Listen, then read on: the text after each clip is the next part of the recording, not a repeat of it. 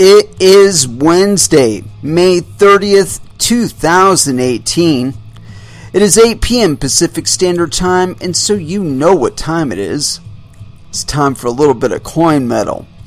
And tonight, we are going to be having a very special guest on, Mr. Bryce Weiner. We have not dialed him up yet. The thing about the guy is he's if you let him, he'll interview himself, and we like that about him because, you know, it makes it easy on us. However, it makes wanting to start the mission like, you know, we got to like wait until go time because, you know, I really want to capture every single thing that comes out of the gentleman's mouth. It's so rare that we actually do have anybody on here, and to have him, I kind of think it's cool. I did not go to jiu-jitsu today. I was doing something terribly personally important. I've been working on this project. Some of you may know about it. Some of you may not. And I don't think I will ever actually publish a video about it, although it's not technically illegal. So, yeah, this little indoor project that I've been working on has taken up so much of my time and consideration that it's hurt a lot of other things that I've needed to get done. You know, just having that thing hanging over my shoulder going, dude, you gonna get this thing done anytime soon? Are you gonna get this thing done? You know, and so now it's done, and the full transition is done. And I'm very, very, very happy that it worked out pretty much how I thought it was going to work out. So, let's keep our fingers crossed. Hopefully everything will keep going as we intend it to. And, of course, the proof in the pudding will be on the morrow when I actually get an opportunity to take a look at my good work to see if it's yielding fruit yet. Anyway, let's go ahead and throw into some music to begin with. And then we will be having Mr. Bryce Weiner on. And as far as what to put on, I don't think there is a better first dance for an episode that's got Bryce Weiner on it if we don't play this song. Loco by Cold Chamber. First dance here on Coin Metal. And that was Killing Joke with Loose Cannon. And now, ladies and gentlemen, I give you the original Loose Cannon of crypto, Mr. Bryce Weiner. Good evening, sir. Good evening, sir. How you doing? I am doing very well, and yourself? Man, I couldn't complain even if it would help. Felt a lot of good that'll do, right? Exactly. So, you come to us, among other things, a developer of many coins and projects, currently involved in a few, as I understand it, and none other than man who has gone to the mountain and returned with a message from the SEC. And what would that mean? Go for it. Well, it's really funny because, you know, this is the first interview I've done since speaking with the SEC, and we're gonna do a little bit of press on it because there was some really interesting stuff that came out of it, and I'll kind of leak a little bit here on your show for your listeners. When I went into the SEC and we sat down, there was like four of us from Alt Market, and just to kind of set the scene a little bit, we launched a blockchain 2 years ago, Tau Network, trading symbol XTO, and when it was for the music industry. Right. And we went at it, you know, typically like everybody else in the music industry does it first and talked about rights and royalties and all that stuff until we realized that nobody in the music industry actually cares about that. And we can go into why, but, you know, the important part is it's pretty much a non-starter, and there's a lot of projects trying to do this, and they're not going to go anywhere. And the one thing we took away from it was there is something really cool we could do, which is, of course, make branded currencies like Kanye coin. Right. And so, but in order to do that, we needed an exchange to trade them on, and that's where Alt Market came from. So Alt Market is kind of the company that we're working with, or working as, actually. And we've hired a bunch of lobbyists, and this was our second or third trip to D.C., and this time the SEC said, well, why don't you come in and talk to us? And I said, well, okay. And I didn't exactly realize what that meant. Okay. Especially not so much for myself, but for the SEC. And of course, there's four of us from Alt Market, and we sit down and we're let in. And when you go into the SEC, it's a secured building. So you have to show your ID, and they sign you in, and they print you out a special badge with your own picture on it. I mean, it's pretty intense. Right. And in fact, we went to several governmental buildings to visit various branches of government while we were there the past few months. And the SEC was by far the most secured building that we entered. Well, I can imagine. So, yeah, it was pretty interesting. Well, I mean, the long and the short of it is the SEC are police. They're like the financial cops for the United States. And they're independent, which means they're not necessarily attached to any specific brand of or branch of government. So it's a really cool kind of place that they represent in our government, and it makes them kind of inaccessible. Well, don't they have some sort of crossover with DHS?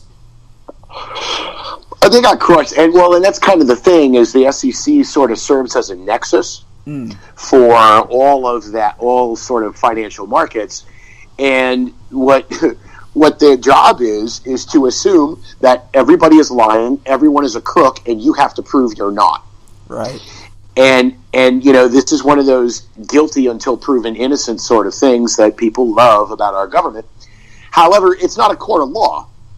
And the SEC was created out of a period in time in American history where financial fraud was pretty much how everybody did their thing.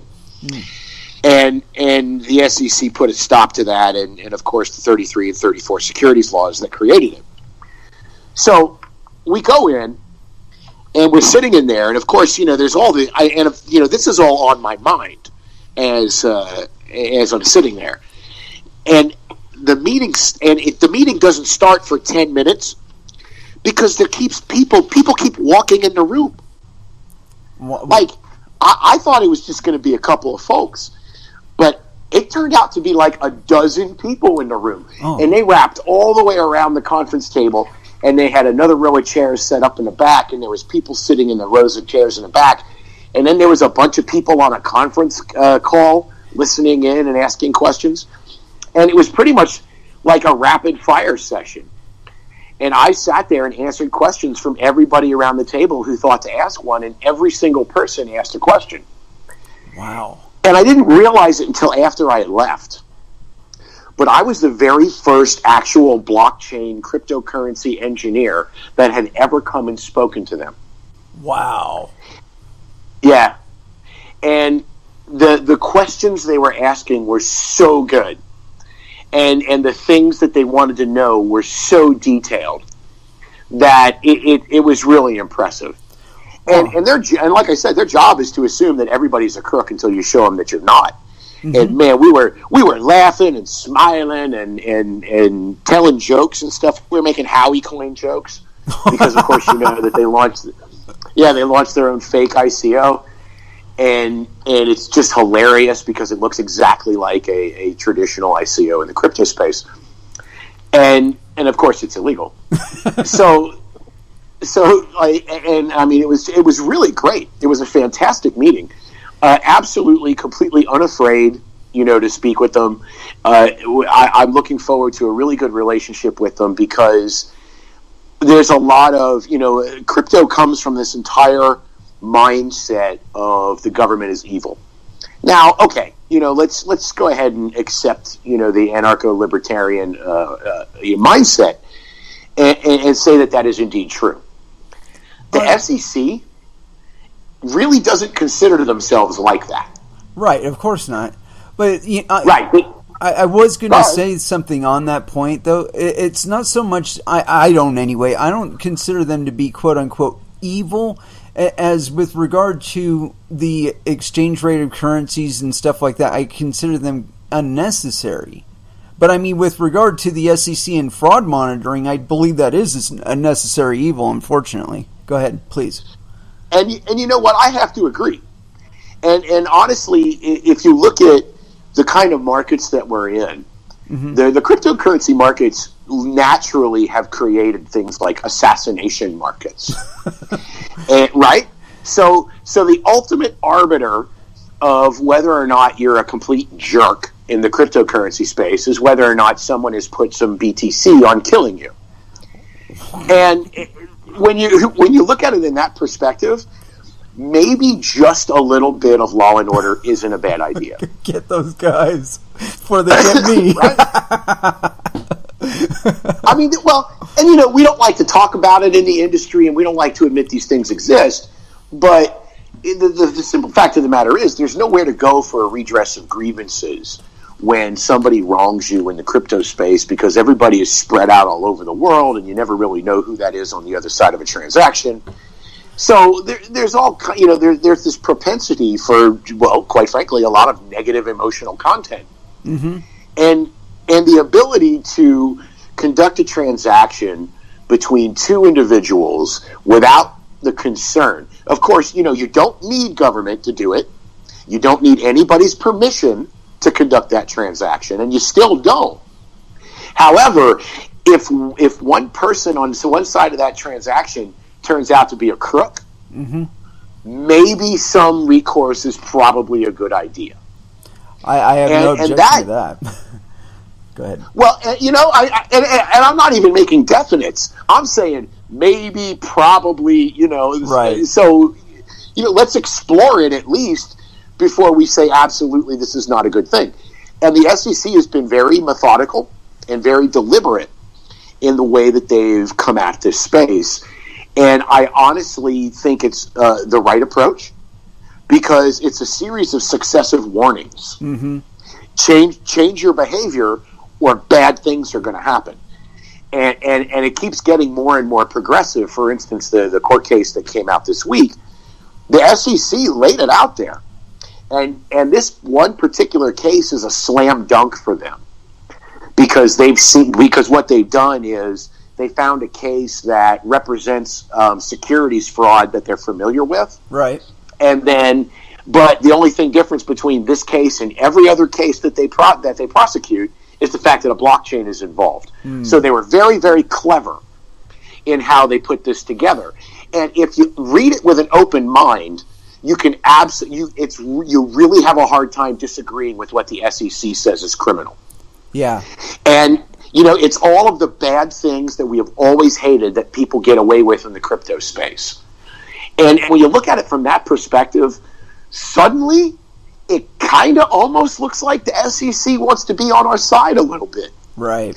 Because there's nothing in there, there's nothing in that court case that 99% of people in crypto would not love to see end tomorrow. Right. You know what I mean? Well, and I will say this, on all of the things that I've read about what the SEC has had to say about crypto, their perspective has always been, or has always seemed to me anyway, about concentrating on demonstrable intent.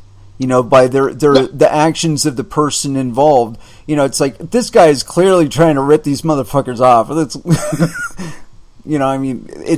not a question. It's going to get more and more. It's going to get more and more fine tuned, and they're going to put more and more of a point on what kinds of behaviors are acceptable and what kinds of behaviors aren't, and what it looks like when you start to head down one road or another.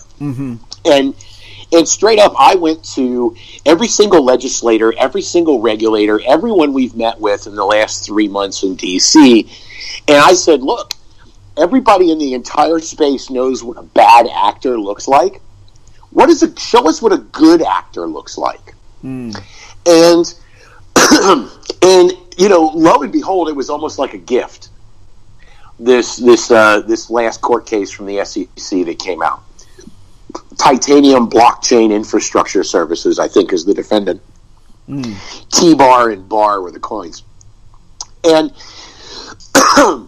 this particular case is really low-hanging fruit because the guy made it really easy for the SEC to prosecute him. But in doing so, like I said, it kind of sets this bigger picture for future enforcement. And anybody who's waiting for Ethereum to be designated as security, keep dreaming for just a little bit longer, because what we're not going to see any sort of regulation in 2018.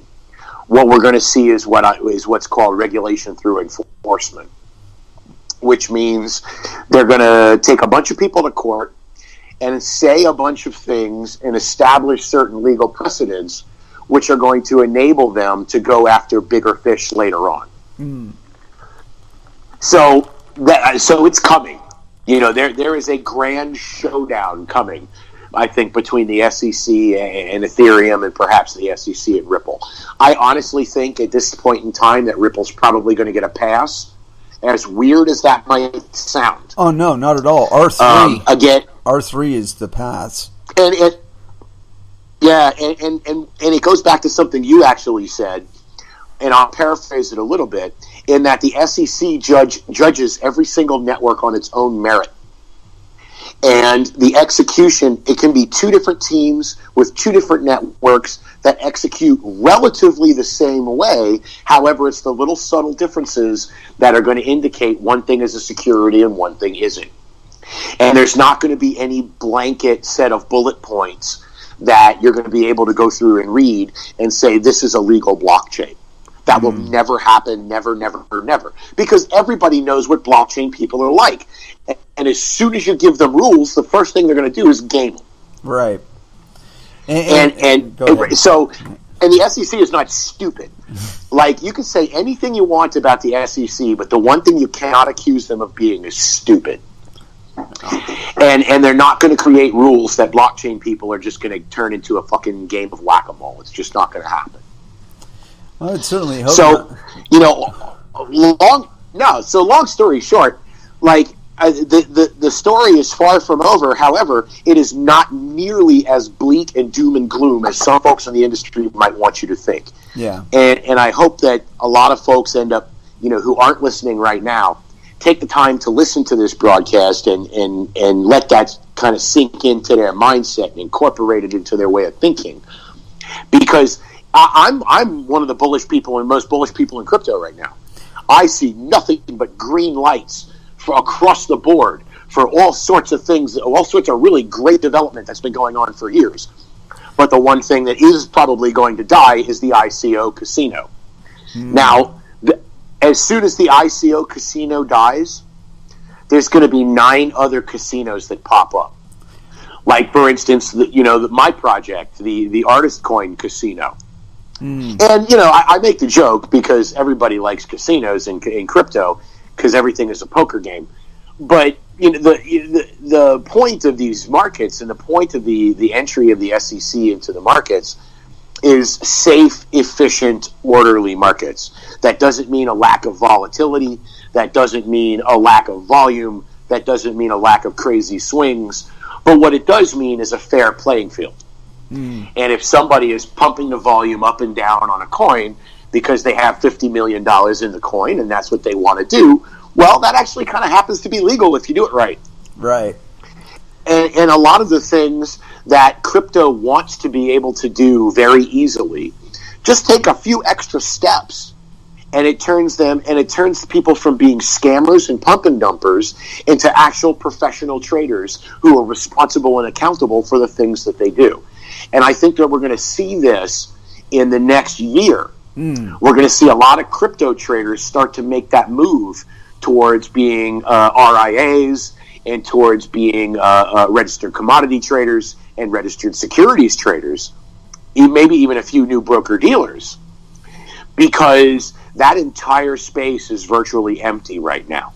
Oh, no, it's worse than that, Bryce. It's worse than that. Like, have you ever gone into just like the casual, like, legacy style trading house or trading desk, like a Charles Schwab or somebody like that, and start talking to them about cryptocurrencies? I mean, it's like you're proposing to them getting injected with a alien or something like that that's going to incubate in their body, because they like completely freak out. And I can't tell if it's because they're working in the background about it and they don't want to let on that they're that deep into it, or they're really that afraid of this shit. So we were, and I'm not going to say what it was, we were walking out of one of our meetings with a particular legislator last week, and CME the Chicago Mercantile Exchange, Yeah. was sitting in the waiting room waiting for, because they were going in after us. And we were all talking and laughing it up with this particular legislator. And and he goes, well, all right, you guys have fun. Chicago, come on in. Like, hold on just a second. I'm sorry. Excuse me. Oh, we're on hold, apparently. That was the excuse me. But he'll get right back to us. But yeah, the adventure up on the hill. You gotta be kind of envious there. Or at least I am. I mean, and I think Bryce is right with regard to the SEC. Everything that I've ever read that they've put out, it seems like they have a pretty... How should I say this? Oh, Mr. Bryce had hung up on us. Hopefully his food came or something. Well, it's appropriate. Let's go ahead and throw down into some music for the moment at least. And, oh wait, here he is again. Are you there, Bryce? Are you there? I am, sir. My apologies. So, the regulatory landscape is not nearly as dire as some people would think, and Bitcoiners have a natural propensity to fear anything government related because we live kind of on the fringes of society as it is. And there are people in this space, and I will tell this, I will say this very, very succinctly, that there are people in this space attempting to capitalize on your fear. Yeah. And they will attempt to manipulate this regulatory story, the regulatory narrative, as much as possible to their advantage. Because as long as you're afraid, you're going to send them money, and they're going to be able to continue to do all the stuff that they're doing. Well, I don't particularly behave that way. I don't think that's a good way to do business. I don't think that's good or healthy for this industry. Oh, no. So I'm going to get a little louder. It's really funny. People think I'm 10 feet tall and breathe fire. But, like, I really I just mess around on Twitter, and I don't really do stuff. However, it's kind of to the point now where I don't really have a choice. Well, let's get a little background on you on this, because I think that's kind of important for you. Give us a little bit of context, and also I'm really keenly interested in what you're currently involved in. But judging, I mean, you were there during the biggest booms with regard to the altcoin booms, both the I want to say 2013 and 2015 ones. And so, what would you say has changed the most with regard to the approaches new coins are taking in coming out, other than ICOs, of course? Well, and I'm going to have to, I'm going to stroke my own ego for a second and say, not only was I around, but I actually kind of created it. I won't go that far, dude. There were others. No. I didn't say you cut me off. Because what I was about to say is, there was about half a dozen guys, just like me, that were cranking out just as many altcoins as we could possibly think up. And I'm not going to take all the credit. I certainly can't. There were thousands of coins. There's literally not enough hours in the day. But I mean, seriously. But we never coordinated. We never planned it. But there was always this kind of unspoken understanding of what it was that we were doing, in that making all of these altcoins was protecting Bitcoin. It was like this wall that we were building around Bitcoin, because if they tried to knock Bitcoin down, there was like 10,000 more altcoins that would come up in its place. And it was this real, and after meeting with regulators, I have to tell you, that was a very real and present threat. And it is absolutely why Bitcoin enjoys, in part, some of the special status that it enjoys today. Because we proved that you cannot stop this technology. And we proved that if you got rid of Bitcoin, it does not matter. Yeah. And that was the thing that really, it was so amazing seeing so much of the work that we did in the last 5 years be reflected in a single meeting with government regulators. It was amazing. Oh, I bet. Now, how many coins would you mind blowing? How many coins would you say that you're at least partially responsible in deploying? At least 3 figures. I'll put it that way. Over 100. Wow, that's certainly a lot of projects. And how many would you say you were like directly, like really hardcore involved in, like that you could like point to and just say, this is my coin. This is. You know. I was only ever. I only ever adopted, like for instance, Unobtainium has been around forever, right? And I am a proud steward of that network, and I don't do much these days. There's actually more developers on the project that do the work, and I'm basically around sort of because folks trust my judgment. And there's a lot of discussion about things like SegWit and Lightning networks and all sorts of stuff because we are, one of those few Bitcoin compatible, SHA-256 proof of work networks that has survived. Yeah. And we've been attacked and beaten and pumped and dumped and, folks, we had some pump and dumpers try and manipulate the code by taking over the GitHub repo. I mean, any kind of attack vector that you could possibly think could happen to Bitcoin, we actually faced it and fought it off. Huh. And that's like this is the 5th year that Unobtainium's existed. It turns 5 years old in October. Congratulations. And it's thank you. And other than Uno, I've gone through a bunch of projects where I've tried to jumpstart what I was doing through what I've called an orthogonal approach. If you go ahead and tell people in crypto what you're doing, the first thing that's going to happen is if it's a good idea, 900 people will copy it. Right. So the best way to do something in crypto, because everything is open source and transparent, is to essentially come at it from an angle that nobody expects what it is that you're actually doing. And over and over and over again, I tried this and tried this and tried this, and until finally in 2016, in the middle of launching all these hundreds of coins, in 2016, I finally settled on a technology base where I could launch a network and then actually build it into something and start to actually do what I've been trying to do for the last few years. And here we are. That's Tau XTO. And tell us a little more about network, that one. Go ahead. Yeah, tell us a little more about Tau. Okay, so Tau is a fork of Transfer Coin, TX. Mm-hmm. And I think Inferno Man is probably one of the most talented and skilled developers in the cryptocurrency space, and that's why I chose his code base to fork. And we added a few things that were missing to it. When I say we, of course, it's a royal we. Of course, I'm talking about myself. I added a few things to it.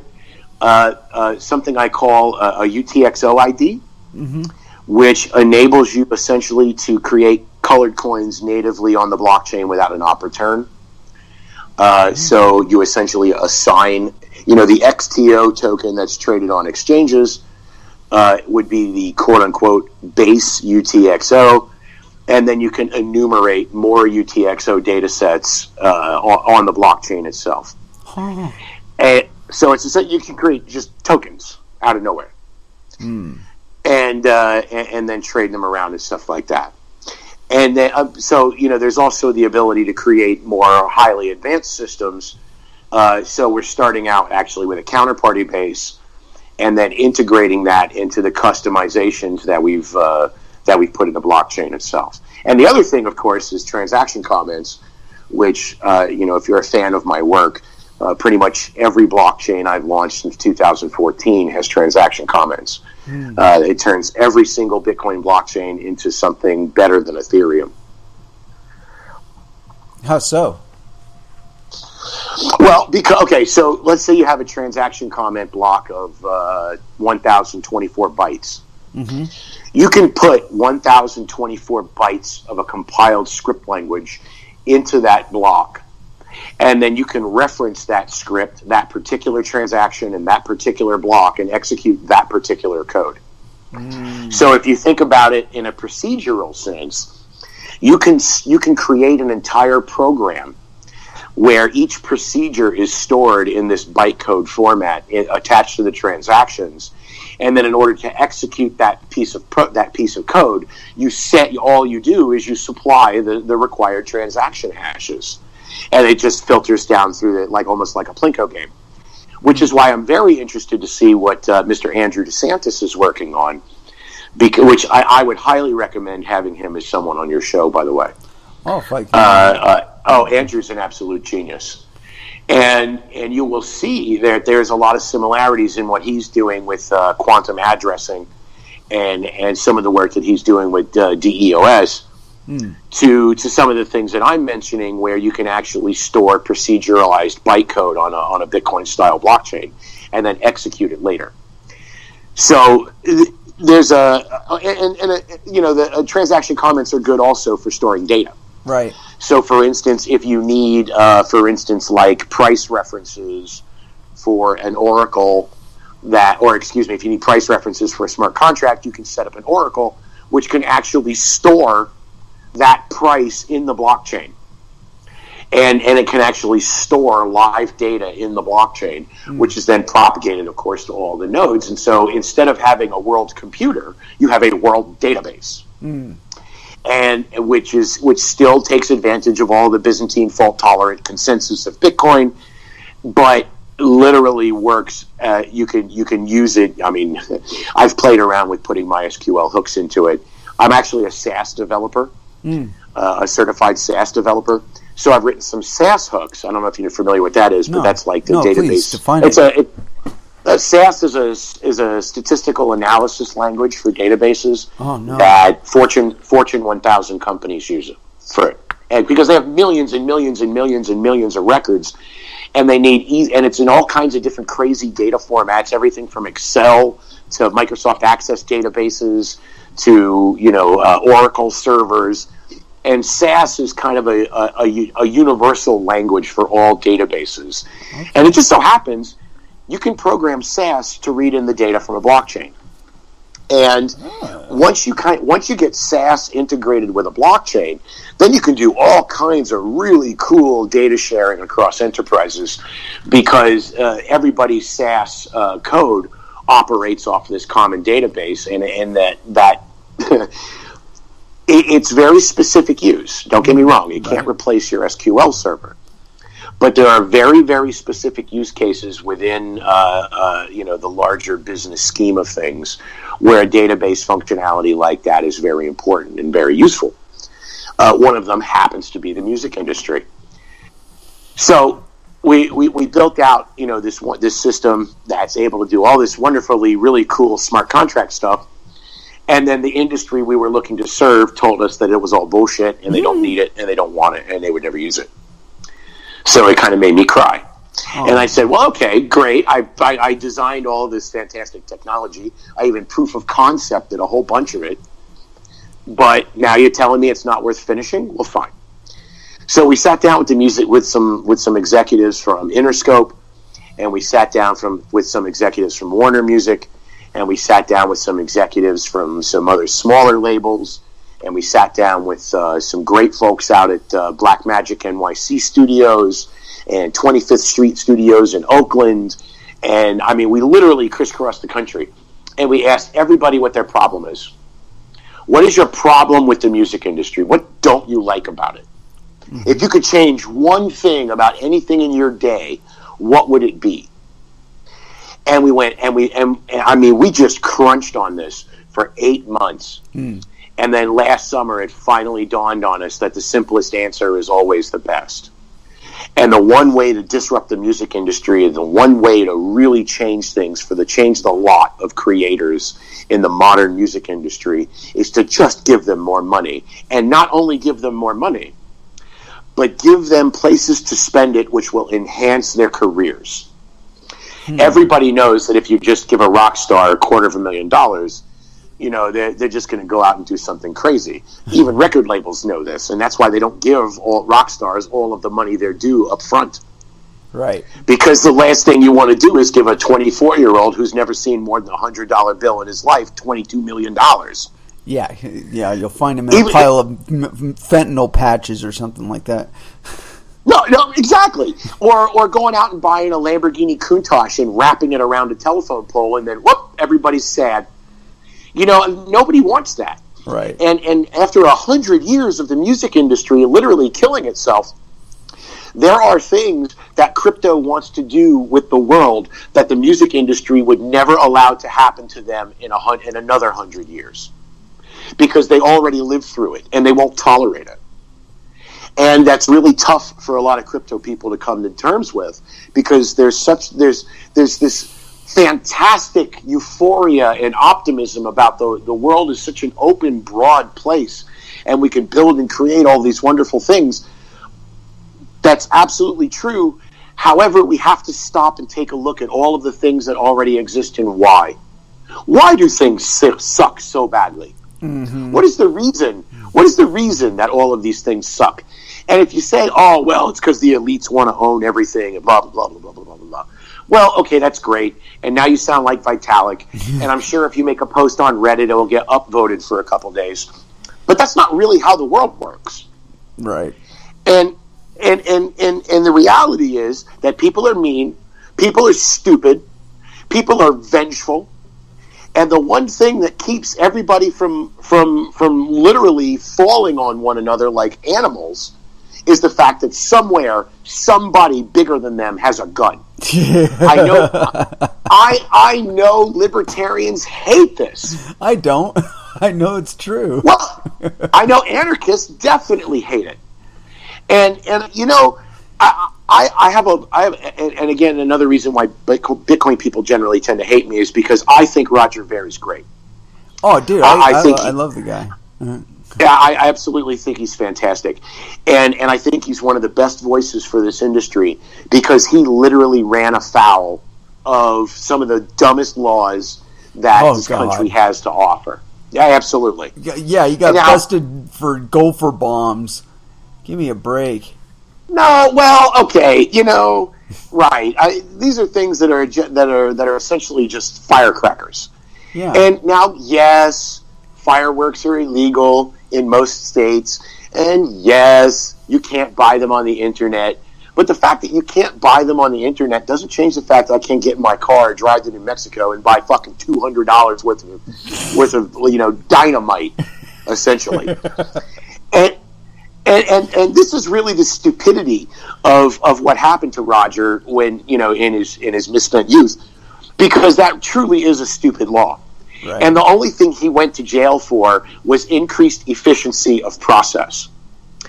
And when you look at it that way, regulation exists as purposeful inefficiency. It's inefficiency with a purpose and a design and a direction. And while what Roger was doing is harmless, there are people who would do things that would be not so harmless. Right. And I don't want to talk about government conspiracies, because, let's face it, we've all met one of those people. I've been one of those people. What are you talking about? Right? At some point in your life, you may have been one of those people. And that's a totally valid way to feel about the government. However, there's a reason why you can't buy dynamite. And that's probably up. What's that? You might blow somebody up. Well, you might blow somebody up. You might blow yourself up. You might do something accidentally. It's not even the fact that you want to go out and kill somebody, or you might do some harm to someone. It's the completely unexpected bullshit of life that really poses the greatest threat with those kind of materials. And cryptocurrency, just to tie it back around, cryptocurrency is also prone to the same kind of stuff. If you have some random bullshit in life, you can end up going broke. You may lose your coins. You never have access to them again. You got no money. All that hodling did you absolutely no good. Like, I think the number of people who said I would be, I would have $100 million today if I hadn't lost my private key. I think the percentage of people who are going to be telling stories like that is going to go up over time, and it's going to make a lot of people very sad. However, they're going to, forever stand as a testament as to how Wild West this all really is, even at $20,000 a Bitcoin. Yeah, Yeah, I don't know. I've lost a coin or two here and there, but the vast majority of the time I've been relatively smart about how I've stored and moved my coins. So hey, the only way anyone gets smart about it is to lose money. Yeah, damn Skippy. I mean, it only took Cripsy to take half my fucking portfolio down with them for me to figure that one out. It's well, and that's I really appreciate that you brought that up, because we're looking at doing some really interesting things with alt market that are a little bit non-standard. One thing you had you alluded to the startup of alt market, and I'd done a little bit of checking before the show and whatnot, and I saw that was started in 2014. Mm-hmm. Mm-hmm. Wow. See, in crypto, excuse me. Certainly. Hold on. Yeah, please, take your time, sir. Take your time. California's got good weed. Yes, it does. In crypto, if something lasts for longer than a week, it's an industry standard. If something lasts for 6 months, it's always been around. And so, yes, in your research, you'll find that, I've been putting this together since 2014.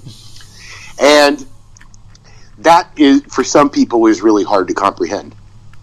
Because when you don't know if the industry is going to be around the next day, much less the coin you're invested in or the exchange that your money's sitting on, this is a plan that I've been executing for the last 4 years.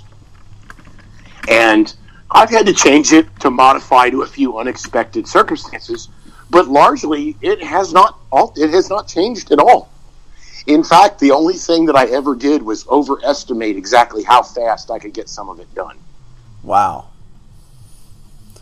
That's been the thing that's surprised quite a few people, is the rate of progression in this space, and with regard to that, what do you think of some of the most recent coin information we've had, such as like EOS? Oh my gosh! All right, so you kind of like danced around it. So now and I wasn't going to take your bait. So you were going to have to ask me directly before I mentioned it. So, okay. So EOS is, in fact, Scientology on a blockchain. and if you look at it, it is the most Ripple is more of a cryptocurrency than EOS is, because Ripple doesn't have a fucking constitution. Like, the entire point of a cryptocurrency is that it exists outside of human arrangements and agreements. And Jihan Wu can hate Greg Maxwell, and they can both despise everything that the other person stands for, and Bitcoin still effing works. Mm-hmm. That is the magic of this industry, and that is the magic of what Satoshi created. And EOS undoes all of that. It ignores it. It rewinds the clock completely on everything that we've created in this industry, and it is seriously like. And people are going to invest in this because there's $4 billion of Ethereum that they've essentially stolen, and they're going to be controlling the Ethereum market from now until the end of time. So investing in EOS is probably going to yield you some money. However, understand, you are funding blockchain Scientology. and as long as you accept that you are in fact funding blockchain Scientology, then man, by all means, go ahead and make money. But for EOS to go ahead and present itself as if it's some sort of revolutionary cryptocurrency is absolute bullshit. Yeah. It is misleading. It misrepresents what the network and what the technology actually does. And I think that the more people tear into it, because right now nobody cares. Mm-hmm. Like, I literally, when I started saying, hey, where's the EOS community and why doesn't anybody care? Suddenly a bunch of new Twitter accounts popped up and started to argue with people about EOS. And I was like, How transparent is this? Get off my timeline, Brock. Like, I'm not going to argue with you on your own account, so don't argue with me on a sock account. That's stupid. Yeah. As if I don't, it's as if I haven't used Twitter for 4 or 5 years. As if we all don't know each other that well. Like, of course I can tell it's you through a stupid sock account, you dummy. It's almost insulting. It is. And it's like, this network is going to probably trigger, and this is like, I'm surrounded by lawyers, and all of my legal staff, from the Hollywood Rights IP lawyers to Mr. Mark Lopresti and the Lopresti Law Group of New York, and Silicon Valley Law Group, here in Silicon Valley, everybody pretty much agrees. Like, there's a real RICO challenge to this. A RICO. Well, yeah, because you see, what you have is an unincorporated association of individuals gathered together for the purposes of profit, otherwise known as a mafia. and the first time that anybody does anything illegal, and it goes through the EOS network, and the block producers put it into a block, the entire network is legally liable. And it's really easy because everybody that signs on to operate the EOS network has to agree to the Constitution, up to and including the point where block producers must include a current hash of the Constitution in of every block. So you agree to the Constitution that binds the entire network together. You sign it cryptographically, and if you don't think a cryptographic signature isn't binding under law, you've never used DocuSign before. Oh, shit. Right? Because there are millions of contracts signed with cryptographic signatures every single day, and they're legally binding. Right. That is, in fact, how DocuSign's business model works. So you have these cryptographic signatures agreeing to this Constitution every block. The first block where there's illegal content, everybody's guilty. Oh, shit. And and I would defy, because this is the thing, nothing is set until it's argued in a court of law, right? Mm-hmm. But the one thing you want to do is reduce your legal attack surface.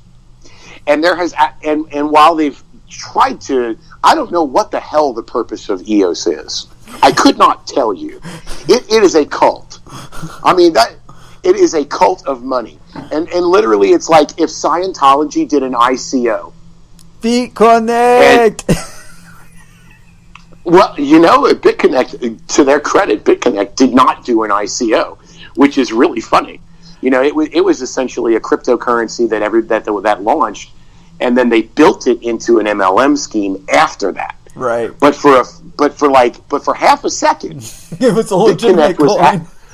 For half a second, BitConnect was a legitimate thing, and this is really funny because the SEC has said you can start off as a cryptocurrency and turn it into a security, and BitConnect is a great example of that. Mm-hmm. And I think what we're going to see with EOS is an even better example, where these people tried to do all of these legal gyrations and maneuvers. However, at the end of the day, the people on the hook are the ones producing blocks, and Dan Larimer can go laugh and be a billionaire, and Brock Pierce can go to the little boys, whatever the fuck he does these days. I don't even know. And so everybody can just go ahead and just be whoever it is they want to be, right? That's the whole EOS ethos, and apparently that includes being criminals. So as soon and of course everybody else in the network is now responsible for your criminal behavior because that's what the Constitution dictates. Beyond that, there are these really crazy things. What was it called? What was it? I read something about some sort of security review or something like that, and they were like, "Oh, dude, this thing is so fucked." No. The merits. No. Under the rules of the merits of equity. That's what it is. The merits of equity. And I had to Google that. I'm like, what fucking common law weirdness is this? And it actually turns out it is in fact Old English common law weirdness. And the merits of equity was exactly the thing that that the United States broke away from England and had a revolution and killed a bunch of people about? Because it meant that, right? Because the merits of equity dictated that anyone who was loyal to the British Crown was more of a human being and more in legal right than any separatist colonist. So, and it's literally the law that triggered the American Revolution, and or at least not a law. Excuse me. It is a practice of law. It is a way of viewing the law. Mm-hmm. And so the ecosystem is governed first by the Constitution, second by the merits of equity, which was so bad that it created the United States, and and thirdly by the laws of Malta. Now, I got to tell you something. Binance is in Malta. Alt Market, we're in Malta. We have an international arm that we set up in Malta. We had a few of our guys fly over there and meet with the Prime Minister and all of his functionaries and stuff. And in fact, we were actually there when they were tweeting about Binance. This industry misunderstands what Malta can do, or what Puerto Rico means, or what any of this stuff means, because they've been sold a bill of goods by individuals who need true believers in order to profit. Mm. Because their business models are so bad that they've never actually succeeded. But the one thing they've been able to do is convince people from outside the industry that now is the best time to come in, and now is the best time that you can put your money into these projects. And of course, the projects they're in are shit, and the individuals who brought the money in get kickbacks on the back end, and their projects are owned by their friends who, can go out and buy houses, and then the project fails, and then, it's the risk of the industry. Well, shit. Well, here's this other project. This other team, totally great. And you keep 4 or 5 project teams around, and then you can rearrange the individuals anywhere you want to put them. Right. And you can essentially create new startups out of thin air with actual people. And there are individuals in the industry right now whose job it is to have jobs. And they're advisors on 5 or 6 different projects, or they're CEO for 2.5 companies. And I mean, it's stupid. And with as much money as flowing around in the ICO space, there's no reason that any company should ever have to share an employee. Oh, no. It should be like employing entire countries with the amount of money floating around ICOs.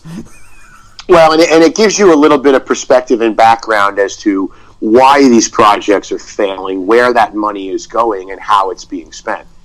And it's just literally they're convincing you to put your money into these ICOs, and then they put it in one pocket, and when you're not looking 3 months later, they take it out and put it in their own. Well, go ahead. What bugs me is when I start hearing people like I want to say it was either CNN or CNBC talking mentioning Bancor. And oh my gosh! Yeah, I actually read the white paper for that, and I made a show of it because let me tell you something. It was entertaining as hell. It's basically tokens all the way down. They can wave the magic wand and create them on the fly and all that business. Oh, CNBC loves that crap. I mean, they love it. They absolutely love it. Forbes, same thing. And it's because the journalists are actually invested in these networks. And you see, when the journalists first showed up, everybody was like, yeah, man, here's some free tokens. And because, the first one's always free, right? Right. And then you're hooked, and then you come back for the good shit, and you'll pay the money for it. and that's exactly how outfits like Forbes and CNBC have become literally the bottom of the barrel for crypto reporting. Really? Their reporters got sucked in really early on, and there was never any care taken to preserve their journalistic integrity, which is how you get like the Ripple and XRP hit podcasts that Fortune did with what's his face from Mt. Gox, Ryan Selkis. Oh, so I mean it's you can't trust the mainstream media. You can't trust crypto media. you really can't trust any of the media when it comes to this stuff. However, there are two news outlets that I absolutely rely upon almost religiously. One of them is Reuters News Service, simply because I used to work for them. And they're not perfect. Nobody's perfect. However, they're really, really close. And especially their crypto reporting has been so reserved and has been so fair that unless it appears in Reuters, it's probably some nonsense, and you're just trying to look at the profit from that information. Possibly. Now, the other news source is Bloomberg. Bloomberg is amazing. Their coverage of the crypto space is absolutely bar none. And I think the only challenge that Bloomberg really has is from CoinDesk.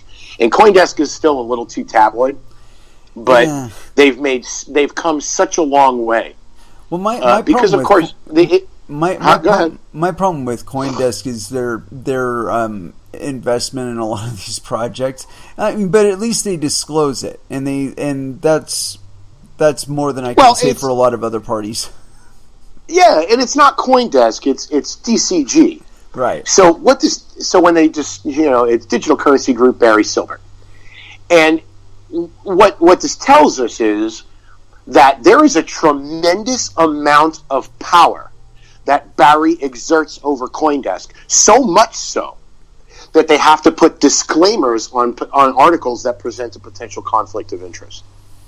So it's not like Rupert Murdoch, where Fox News, everybody knows what Fox News is about, and nobody wonders if Rupert Murdoch owns stock in any of the advertisers or any of the companies that Fox News is talking about, because everybody fucking knows that he does. Right. I mean, that's what Fox News is for. Mm-hmm. That's what the entire Fox network is for.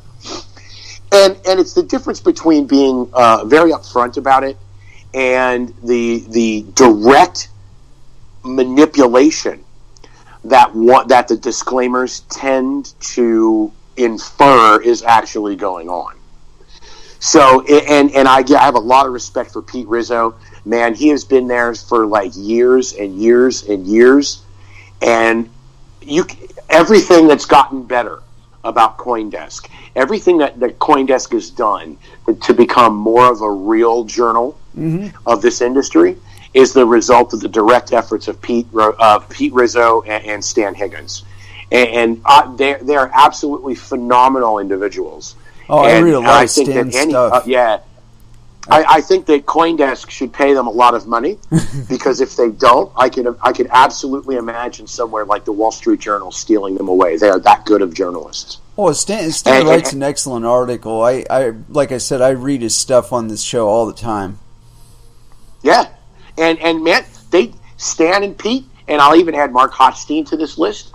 He came over from American Banker, 17 years editor-in-chief of American Banker magazine, and now he's over at CoinDesk. Those three individuals are absolutely amazing, and they pull no punches. They are absolutely factual. They are absolutely editorially correct. They do not change the situation or paint it in a light in which it should not exist. No yellow journalism. Absolutely, three of the top journalists in this industry, and quite honestly, Barry should be paying them more money, because I will tell you that people are looking to get into the crypto media space in a big way, and people who actually do media professionally, because I work in Hollywood, and there's a lot of interest right now. Well, hey man, my number. Hey,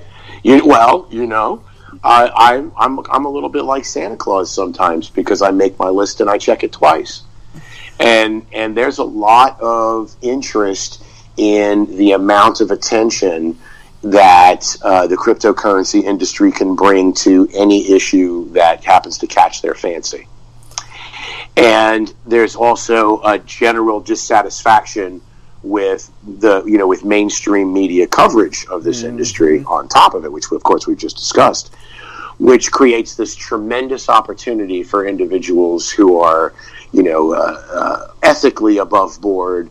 They have the highest integrity.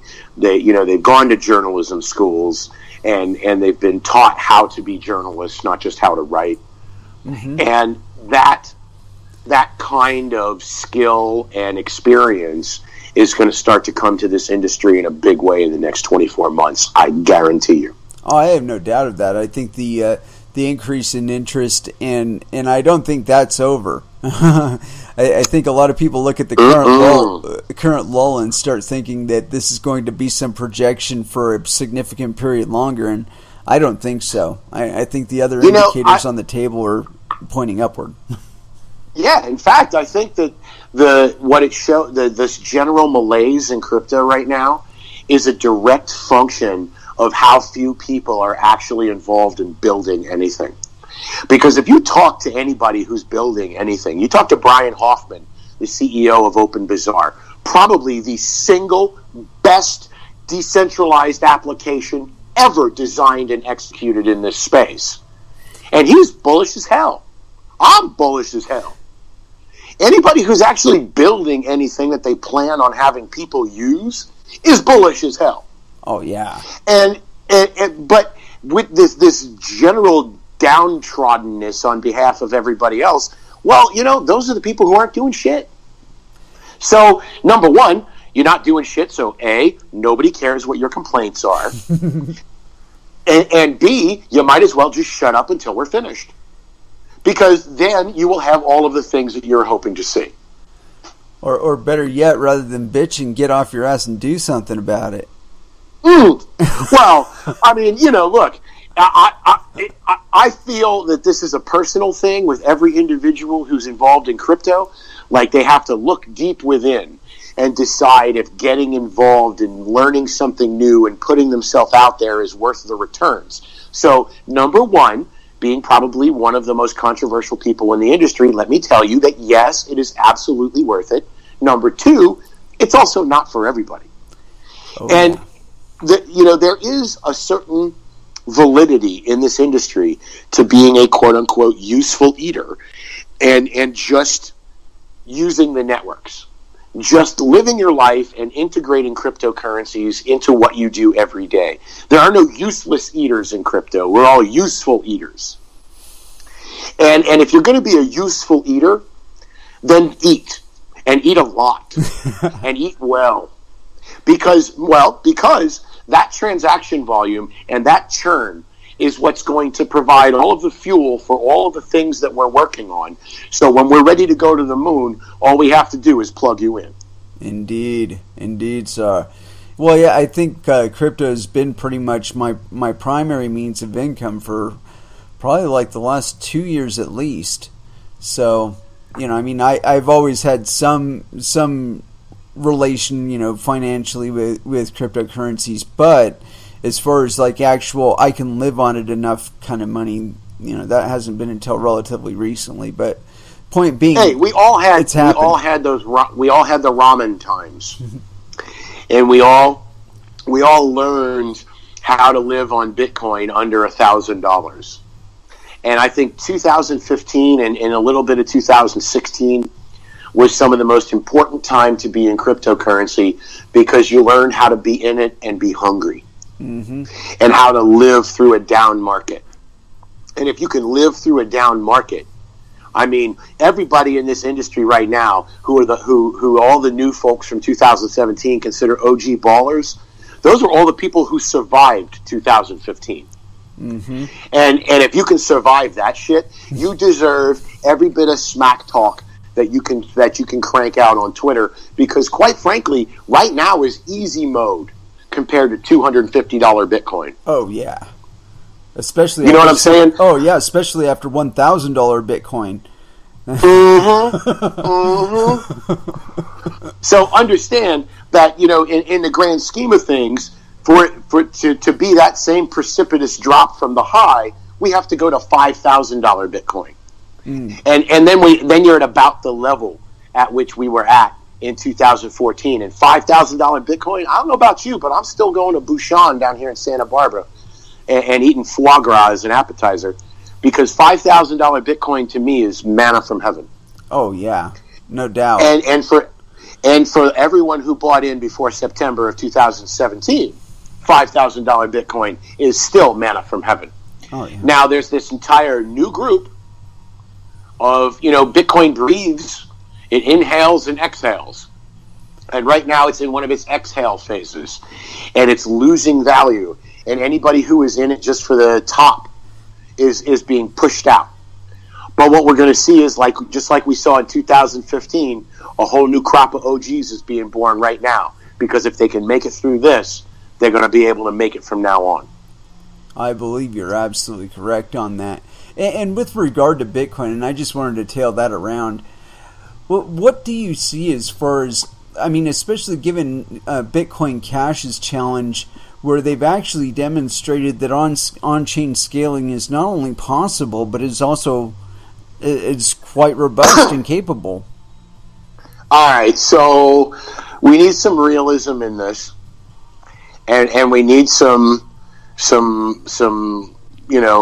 comparative analysis, because Bitcoiners love to do comparative analysis when it benefits them, and whatever argument it is, but they don't really like to do comparative analysis when it makes Bitcoin look bad. So here's comparative analysis. Number one, regardless of what the block size is, in any sufficiently long timeline, you're going to have a blockchain too big to process. Period. End of sentence. It doesn't matter if you got 1 megabyte blocks or 32 megabyte blocks or 1 terabyte blocks.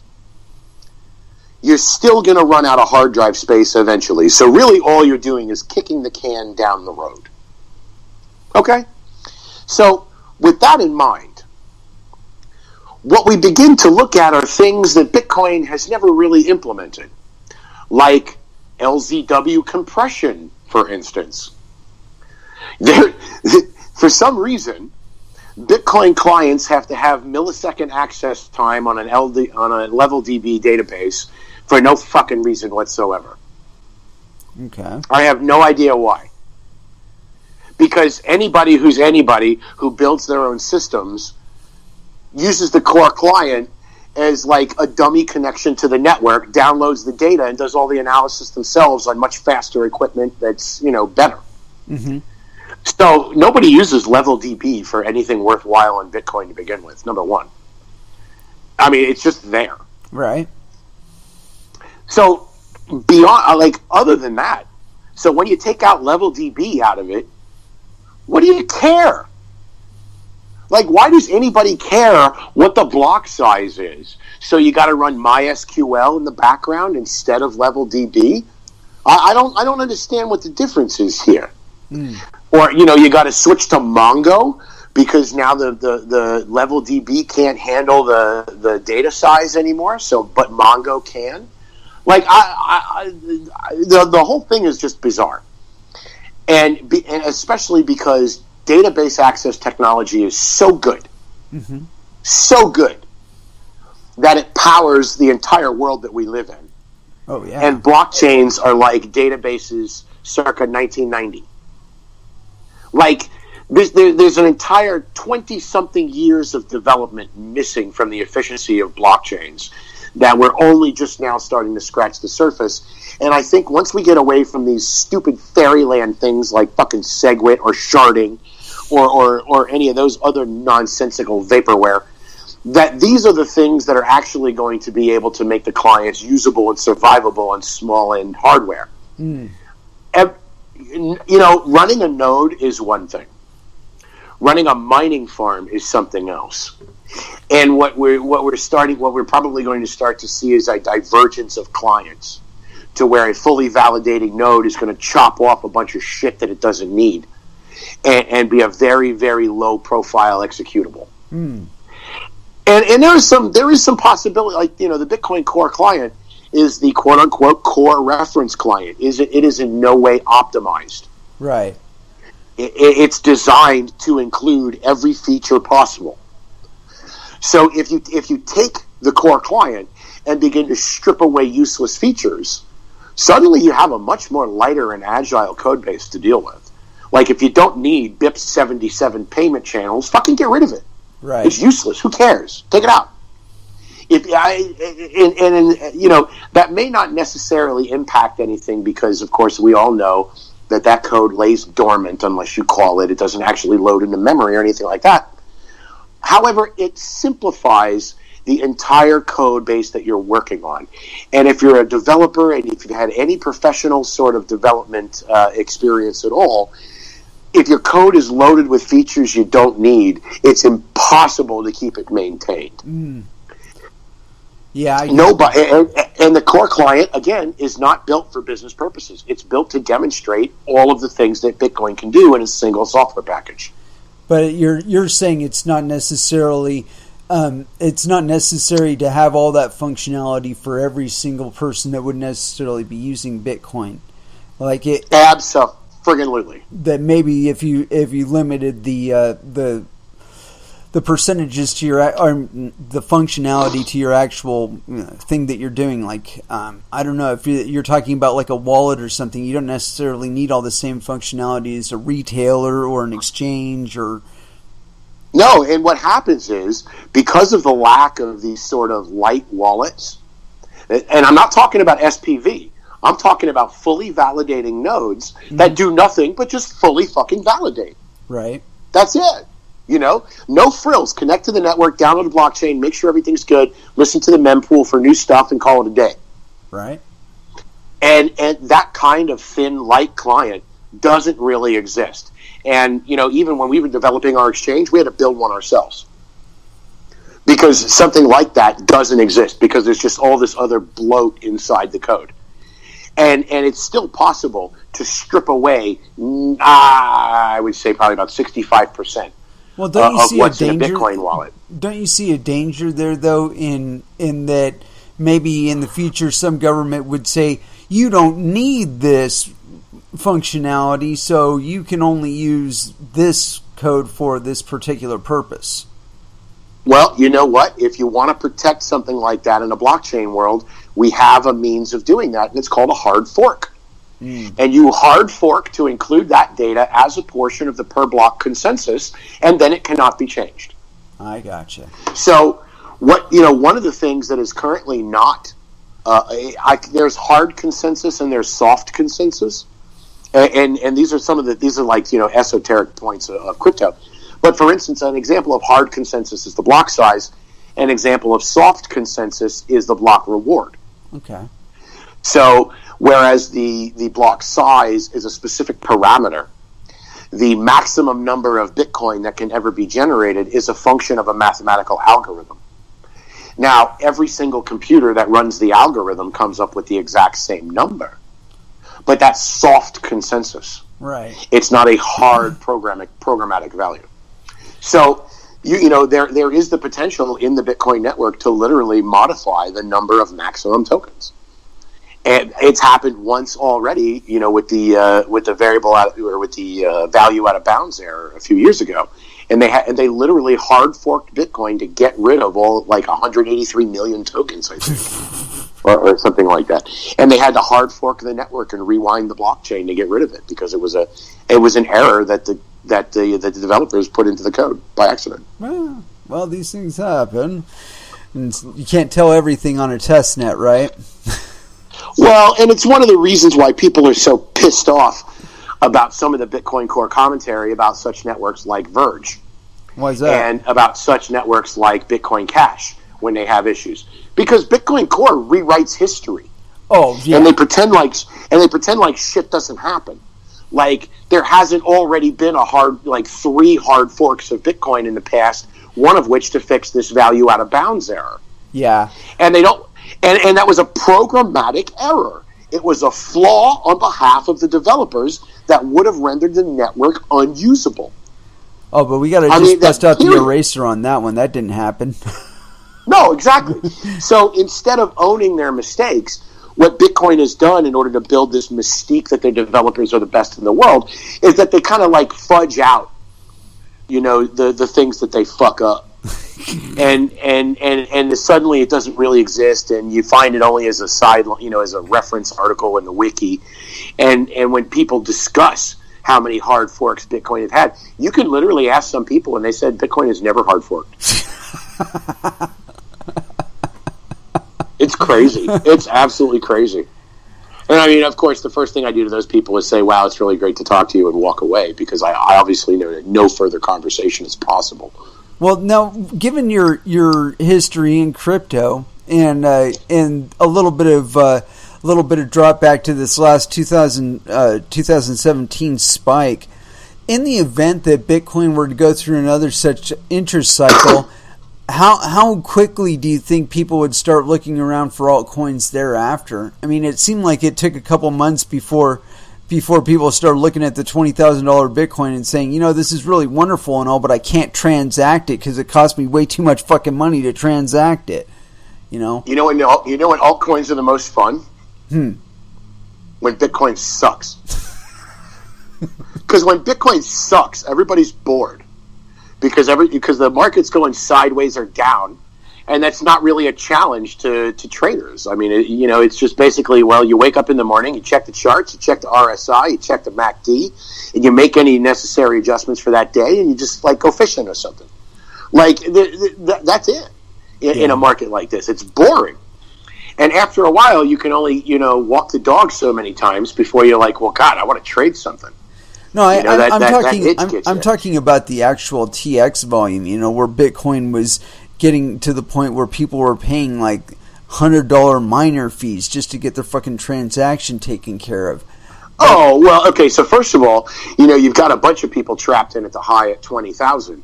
So as soon as we approach 15, we're going to start to see that. We see resistance at 10 right now. So we're going to see resistance at 15 and 5 and 20, and at 20, it's going to go insane. The closer that Bitcoin gets to $20,000, the more likely it is that the Bitcoin network will become unusable. How's that? Yeah. Well, I think that if they stick with this trying to drive everybody to use Lightning strategy, I think they're going to be running into a really big wall and losing a lot of fucking users and hash rate precipitously, especially if we start going through another interest cycle where we're going through $20,000 Bitcoin. I don't give a fuck if you are talking about a SegWit transaction. You're going to be paying $10, $15, $20 for that transaction to get included in a block. Yeah. And I mean, there are horror stories right now about Lightning usability where you have there are programmatic flaws, apparently, where channels will not close. And you can have channels open for weeks after you've initiated a close, and the opposing party refuses to acknowledge and refuses to close the channel, which means you either have to keep your Lightning node online, or if you turn it offline and reset it, you risk the loss of funds. And that's happened a few times. Oh, shit. Yeah. And so it's not a good system. It's really, really broken. And I don't know why. I honestly, I have not followed Lightning development that closely. I'll be the first to admit it. However, I do not lose all of my experience in this space, nor my 20 years as an IT professional, prior to entering crypto, just because I haven't kept up on Lightning networks, and I can see from where I'm standing that software has serious problems. Well, my whole feeling on it really is that the software itself is not designed to be used like Bitcoin. It's actually designed to be used by a company like Visa as its way of managing Bitcoin transactions off chain. Because all of the routing issues, those aren't issues if you have all the nodes. Well, and you're right, because the one thing Bitcoiners are always afraid of is something like Mt. Gox, where an exchange or someone can disappear, and then suddenly all that Bitcoin is lost. It's in the fucking, for lack of a better term, it's in the ether. Mm-hmm. And you don't know where it is, whereas if there's a Lightning node, you can watch your Bitcoin. You can see it. And there's a potential to possibly recover it in the event of a collapse or something like that. So it's like one more security measure for individuals who put their coins on deposit with institutions.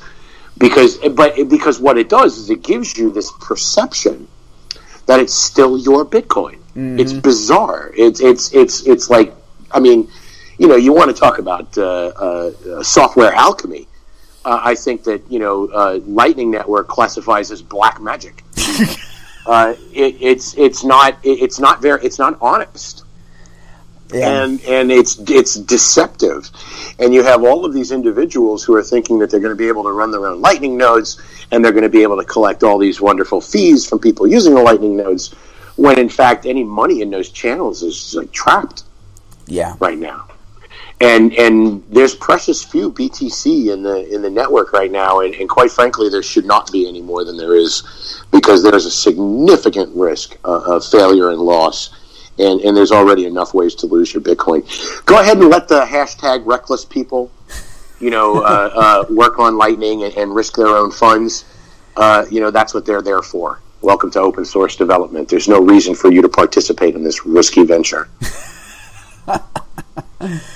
Oh, well, you know, they got to try, you know, and God bless them for trying. But I look down the road for it, and in my mind, FinCEN and other organizations in federal government have already said plenty about custodians and money transmitters and redefining those terms to perfectly mesh with the idea of bumping value around off-chain, because it's outside of the traditional realm of what determines custody of funds in the Bitcoin system. You know, and so like we've had layer 2 scaling since Mt. Gox. Layer 2 scaling is called exchanges. and right now, Mt. Gox is more technologically reliable than a Lightning network. Go figure. Well, like you had a better chance being able to withdraw your BTC from Mt. Gox than you do getting your Bitcoin out of a Lightning channel that someone else won't close. I swear. and that's literally the problems the network that Lightning has right now.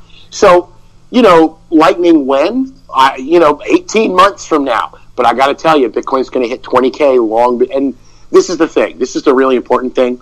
And I think that everybody, you can ask Elizabeth Stark, who I think is a fucking genius, by the way. Mm-hmm. I think Jack Mallers is an absolute genius. So please, I am not questioning these people's technical or engineering capabilities at all. However, whatever the collaborative effort is not bearing tasty fruit. And I think that these individuals should take a step back and really look at what it is that they're trying to accomplish. Unfortunately, I don't think they're going to have that, because the Bitcoin community has locked into this trajectory now due to SegWit, and I don't think there's any backing away from it.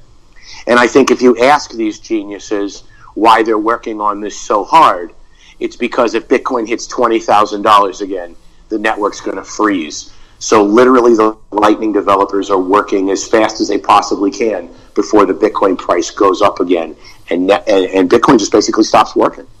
Yeah. And I got to tell you, at the point at which Bitcoin stops working, that's when Jihan starts to go, you know, maybe it's time to pull the plug on this party and move all of our hash power to Bitcoin Cash. The flippening. Yeah. Well, because there almost is not enough fees that you can stack into a block to be able to make it worth mining, when there's such a negative public outcry. Like, Bitcoin will never recover. It will never fucking recover. And we got a taste of it. We got just a little taste of it last November, mm-hmm. when the price started, all through November and December last year. So take that and magnify the intensity by about 4, because all of those new people on the network are now going to be looking for an exit.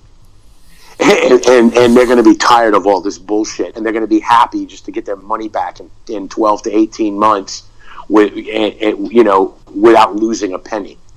They don't even care about making money at this point. I think that we're going to see a major boost with regard to like Ethereum and some of the bigger altcoins. I think Verge itself is going to be seeing a major boost with regard to interest, only because Bitcoin isn't able to do it cheaply as crypto can, you know? Okay, so let's talk about Verge for a minute, because that's actually some recent news, so it's not like we're pumping it. Yeah. The whole multi-algo hashing thing, I know Justin, you know Justin. Justin and I consider Justin a friend.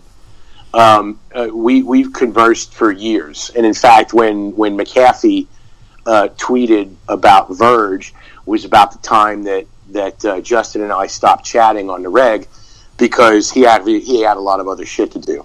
Yeah, and what we see in these networks, and Justin is one of the absolutely most capable developers in this space.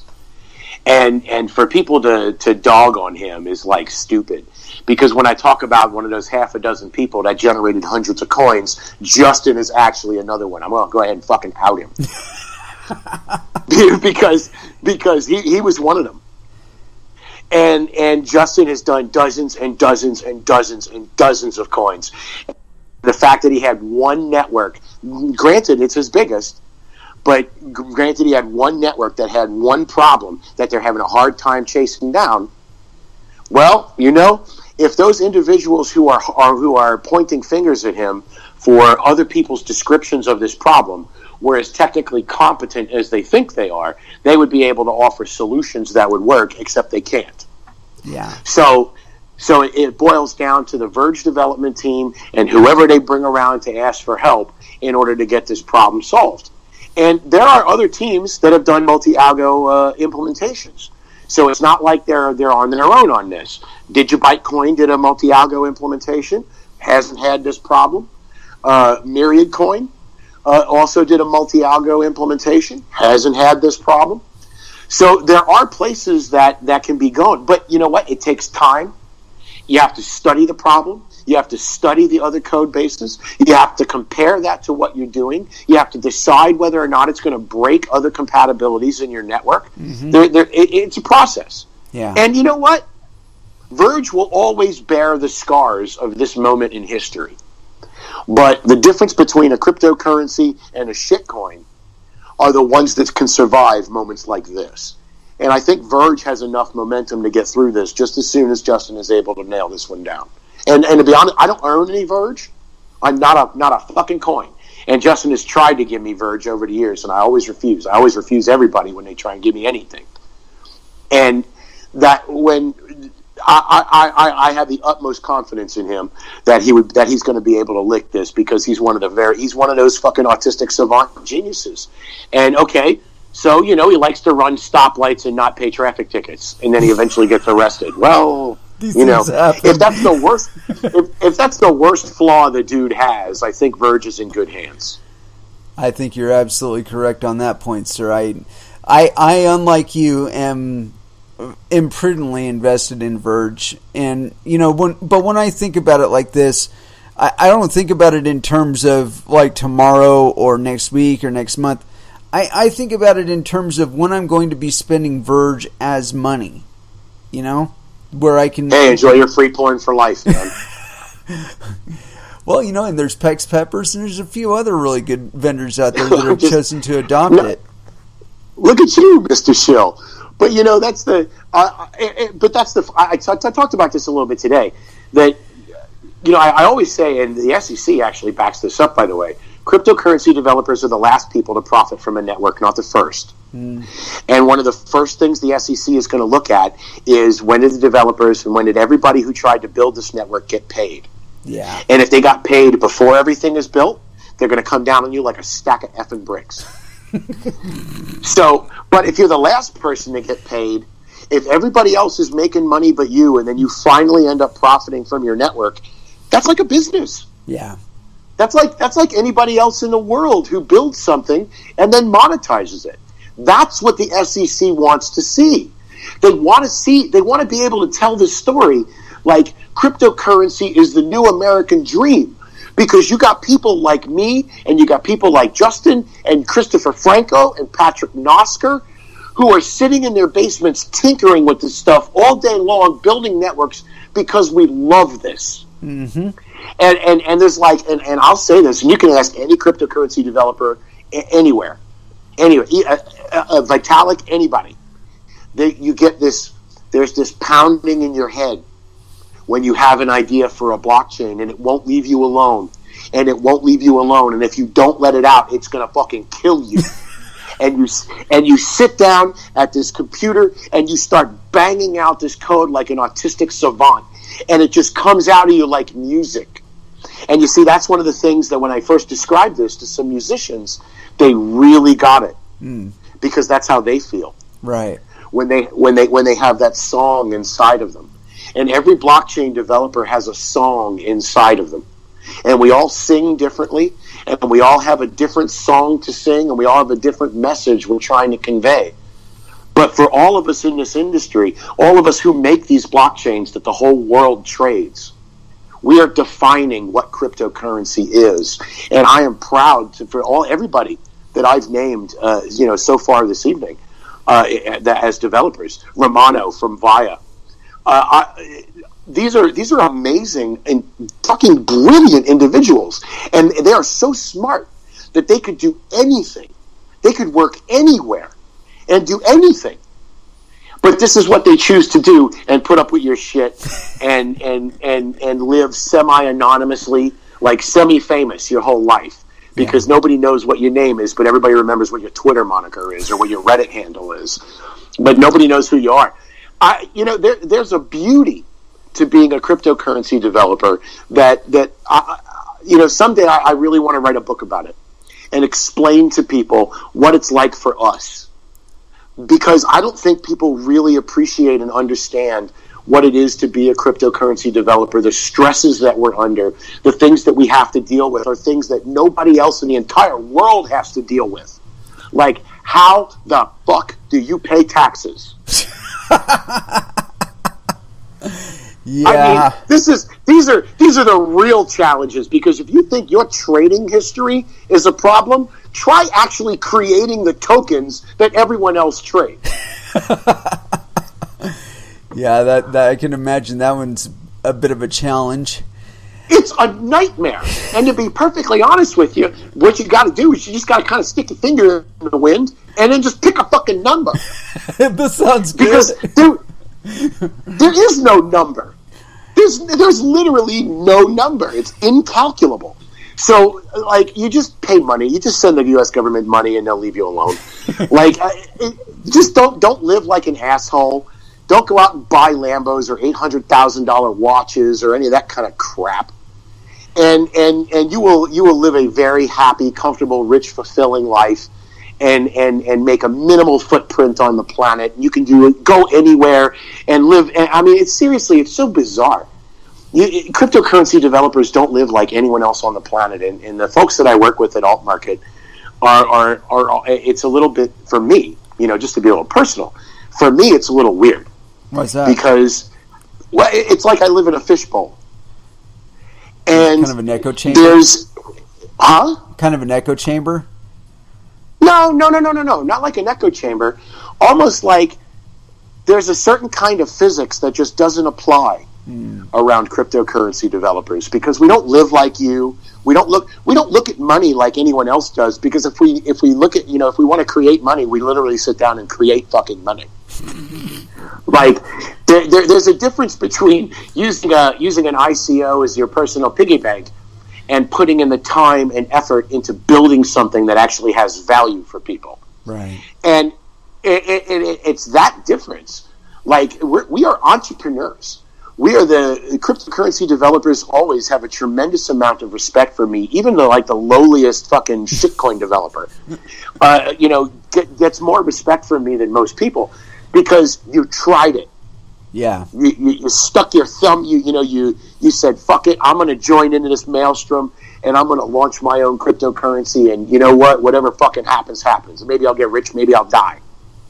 And I mean, literally, that's what it's like. And if you can pull it off technologically, and if you can pull it off with the personality that's required, man, there is no telling how far it can go. Every single currency that's forked from Bitcoin can at least be worth as much as Bitcoin in 2013. The world is that big. Mm-hmm. Well, sir, it has been... I got food chilling here. You got to eat that food. Well, thank you very, very much for being on, sir. It's been an absolute pleasure. And I did record every millisecond of it, I'll have you know. And I will be posting that up on the YouTube channel. I'm sure everybody will be wanting to hear this. Well, thank you very much for coming. I hope so. This was really fun, Frank. Thank you so much, my friend. Oh, it's my pleasure, sir. Absolutely. And we will be wanting you back again, as certainly with as many visits as you've been doing to the D.C. mountain. And we definitely want to be hearing back from you about it. Oh, absolutely. Oh, believe me, you'll be hearing about it. All right, sir. Well, you have an excellent evening. Enjoy your meal. And thank you again for coming on. You too, boss. Have a great night. All right, man. Good night. And that was Mr. Bryce Weiner. And, as good as it's ever been to have him on this show. And, it's really unique to get the kind of perspective that he has, because there aren't very many people out there that have been involved in depth as he has for as long as he has. So I think we just got a real treat there. Anyway, with regard to that, let's go ahead and kick down into some music, because like I said before we even loaded up, the man will practically interview himself if you let him. Let's go ahead and throw down a little bit of Megadeth here. Holy Wars, The Punishment Due, here on Coin Metal. And that was Fear Factory with Smasher Devourer. And that is crypto in some aspects. It certainly is a smasher and devourer. And I still can't get over that. Today has been going amazingly well. I managed to get a lot of the work that's really been fucking with me for a while done today. And so wondering how that's going to materialize and whatnot, that's no longer really a concern for me. And so it's like, it feels good to finally be on top of it as far as getting ahead of my projects. And then on top of that, having a fantastic conversation with Mr. Bryce Weiner. And I see on my Twitter, people talking smack about him, but you know what? With that guys like him in this space, I don't think it would be where it is today. And I know that's saying a lot, but guys like him have been fording the paths that we have been following along in. Unless, of course, you're leading on one of those paths on your own, in which case, well, you're one of those guys. There you go. But I can't speak for everybody, and the vast majority of us are not those guys. And it's for that reason that we actually have to have... Oh, wait a minute. Looks like my program is cheesing out on me again. It's okay. I'm actually still live in my house. You know what I'm saying? So it's like, I'm not really worried about it all that much. I just set some stuff up. And there it is. And I'm rocking it again, No big deal. We're back live. But anyway, I got this article here, and this is for the rest of us, that aren't Bryce Weiner. Or guys like him, like Vitalik, or of course Justin. Mr. Soonrock is buried up to his gills and stuff right now, so... Anyway, we got this article here. It's on DerekMcGill.com. A crash course in freeing your mind from Bitcoin Core. This is authored on May 30th, 2018. One of the most interesting facts about cults is that they seldom form deliberately, and once you're in one, it's often hard to tell. And it doesn't tell us who authored this. I'm going to assume it's Mr. Derek McGill. Anyway, continuing on. As has been pointed out many times on my blog and elsewhere, Bitcoin Core looks a bit like a cult from the outside these days. Consensus is defined by purging dissent. Serving the needs of the blockchain is considered more important than the needs of individuals investing in that blockchain, and skepticism is met with character attacks and self-righteous moralizing. This crash course in freeing your mind of Core is for those people in the cult who might feel that something is wrong in Core but don't know quite what it is. It's not exhaustive, and I've deliberately left out mostly technical material because I believe what's going on is primarily social and psychological, not technical. I would have to agree with that, but we may yet deviate in opinion. I encourage you to walk through them in order to decide for yourself what to believe. In the words of Morpheus, I'm trying to free your mind, but I can only show you the door. You're the one who has to walk through it. Cult meta theory. And there's a little tweet here. It's by Jameson Lopp. In 2 weeks, the final SegWit 2x struggle shall occur on the battlefield of the free market. I'll be on the front lines showing my conviction. And this was November 1st, 2017. The next one, Psychology. And this was by Saifidian Amos. If you use the dollar, you have to trust the U.S. government. If you use Bitcoin, you trust nobody. If you use the Bcash scam, you are trusting and supporting CSW, a despicable professional con artist, and RV, a despicable sociopath ex-con. You deserve all the pain coming your way. Oh, and there's a whole series of additional articles under these, and we'll start with the cult meta theory. And which one should we do here? Let's start with this one. Enter the wardrobe into Narnia. Oh no, this is a video. Never mind. This is a video too. We're not going to do it. These are all videos, links. Okay. So Psychology, I'll just read the titles of them. For Cult Meta Theory, Enter the Wardrobe into Narnia by Daniel Krawitz.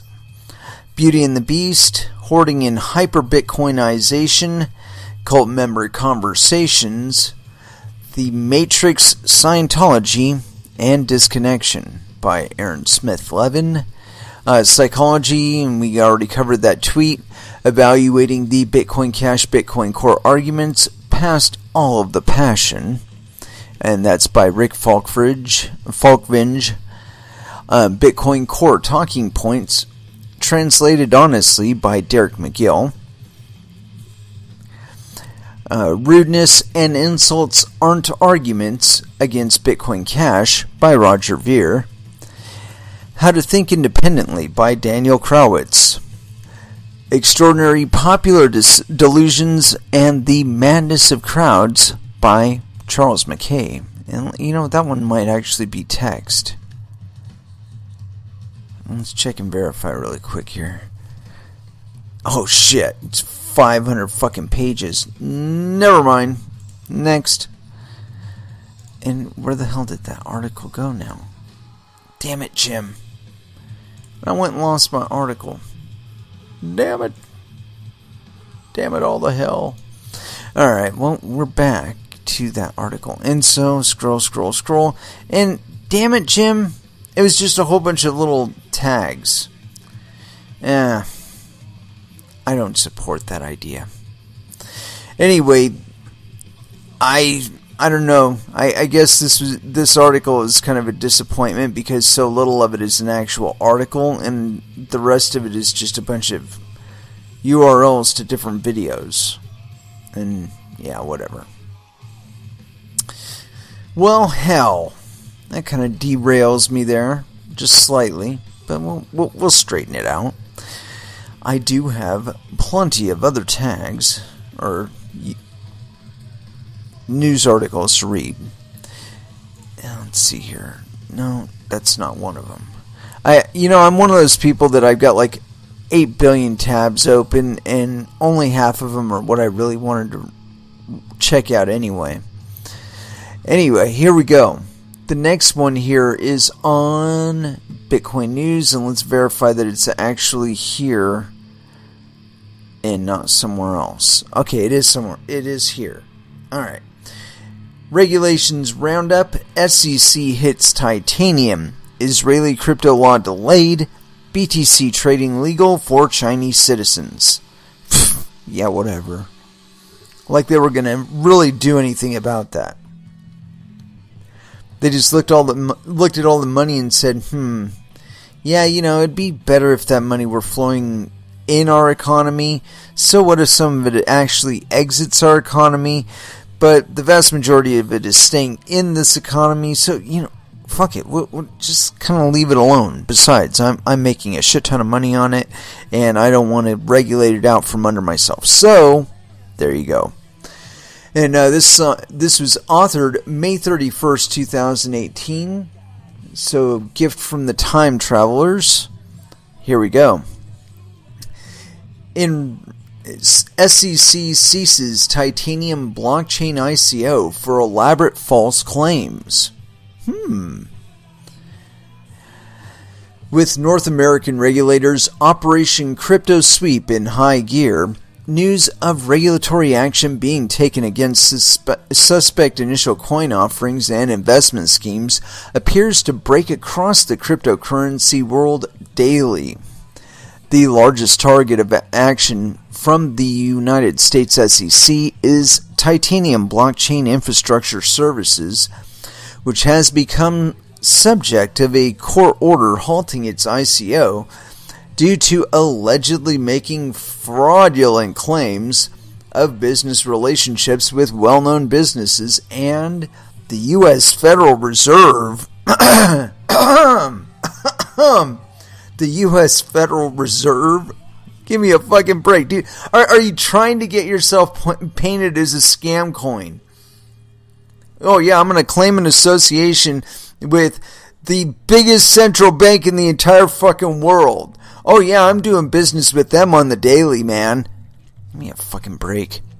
An SEC press release states that the commission has obtained a court order halting an ongoing fraud involving an ICO that raised as much as $21 million from investors in and outside the U.S., adding that the court also approved an emergency asset freeze and the appointment of a receiver for Titanium Blockchain Infrastructure Services, the firm behind the alleged scheme. Oh, Jesus. The SEC complaint accuses the company's president, Michael Allen Stollerly, a.k.a. Michael Stolar. Gosh, that name sounds so very familiar, doesn't it? Of having, quote, lied about business relationships with the Federal Reserve and dozens of well-known firms including PayPal, Verizon, Boeing, and the Walt Disney Company. Jesus Christ, dude. Really?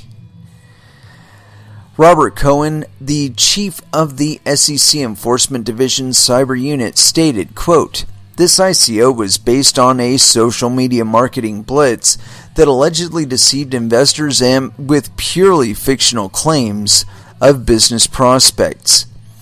Having filed multiple cases involving allegedly fraudulent ICOs, we again encourage investors to be especially cautious when considering these investments. Next up, Israeli cryptocurrency regulations delayed. Surprise, surprise. I haven't cashed out yet, man. The enactment of Israel's cryptocurrency regulations, originally scheduled for this Friday, has been delayed until October, following last week's publishing of a draft law pertaining to money laundering that included specific provisions pertaining to virtual currencies. Israel's finance minister, Moshe Kolon, abruptly requested that the law not be passed until the bill is ratified. Quote, "The existing ordinance for the prohibition of money laundering will lapse with the passing of the new law.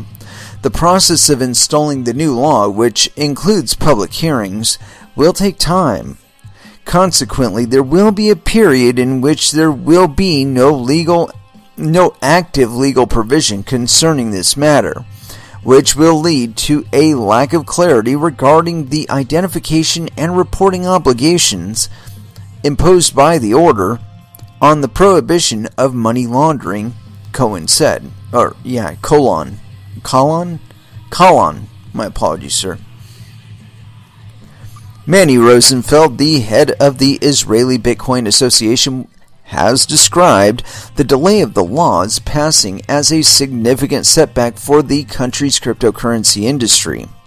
Quote, "The postponement of the law that deals with digital currencies will leave startups in the same situation and will cause a situation in which these companies will have to think twice about whether or not to stay in Israel. This is a blow that will hamper the efforts of Israel to become a leader in a rapidly developing field of technology," Mr. Rosenfeld said. I couldn't agree more. However, I don't really think that regulatory clarity is what's needed, dude. Just don't worry about it. Continuing on. It's not legal for the public to trade. It's not illegal for the public to trade Bitcoin, Chinese academic. While speaking at the 2018 China International Big Data Industry Expo in Guiyang, Liu Zioli, a professor at Zhuangzhou School of Management of Peking University, my apologies if I'm executing these pronunciations, argued that Bitcoin trading is not currently an illegal activity for Chinese citizens to undertake, despite the Chinese prohibition on cryptocurrency exchanges. According to a rough translation, Leo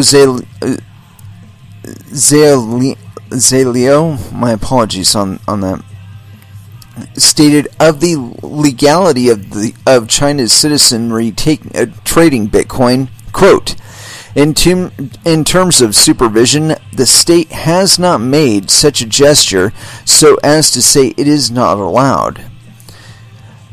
Liu added that everyone, especially the common people who do not understand this new technology, should be reminded not to follow suit because it is still a very risky investment. Yeah, whatever, dude. Get in. Liu also argued that maintaining a ban on peer-to-peer cryptocurrencies is not practically viable. Oh my god, dude. That's like... Yes, you're absolutely correct. It is not practically viable. I mean, we've talked on this show about half a dozen ways that you can exchange cryptocurrencies that are completely outside of the realm of any kind of real monitoring or outside the realm of regulation. Let's just put it that way. And trying to define funds as being legal or illegal because of the way that they were transacted, invariably you are going to end up impacting your own portfolio.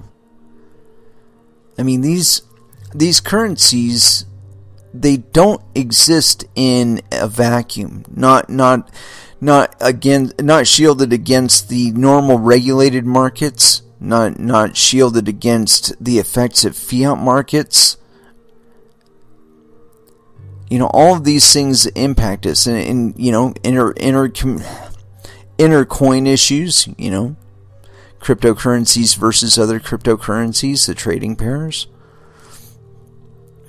And so the idea that, with all of this becoming very, very digital, the idea of being able to maintain the same grasp over custodial models and